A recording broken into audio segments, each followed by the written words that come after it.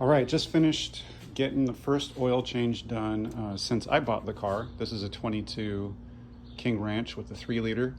And what I wanted to do was just take a look, since it's my first oil change. I didn't change the oil, I took it to a shop. There's a cover on the bottom you have to remove, and the drain plug can be a little challenging.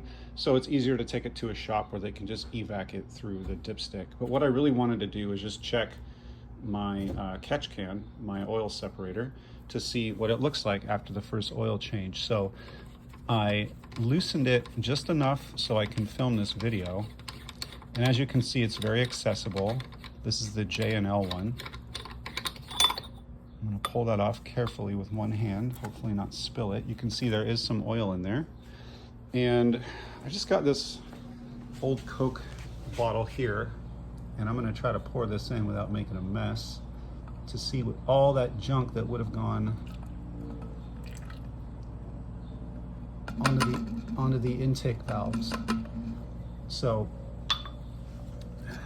that is what came out. It's not too bad. A little bit of that is actually residual Coke that was left in the bottle, but pretty dirty.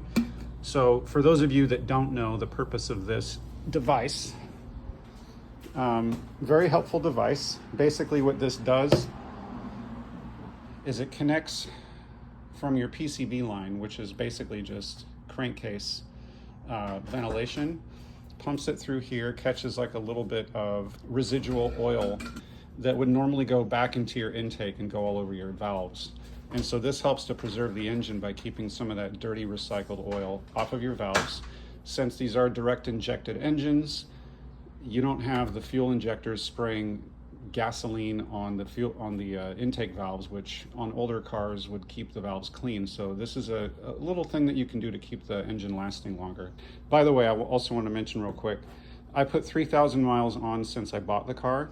I bought the car just a few months ago, and I put 3,000 miles. So I want to do the first oil change at 3,000. I am using fully synthetic, and I plan on doing it every 3,000 to 5,000. And you can see there's not a lot of oil in here after 3,000 miles. So it is recommended that you change this out and empty this out between each or at each oil change.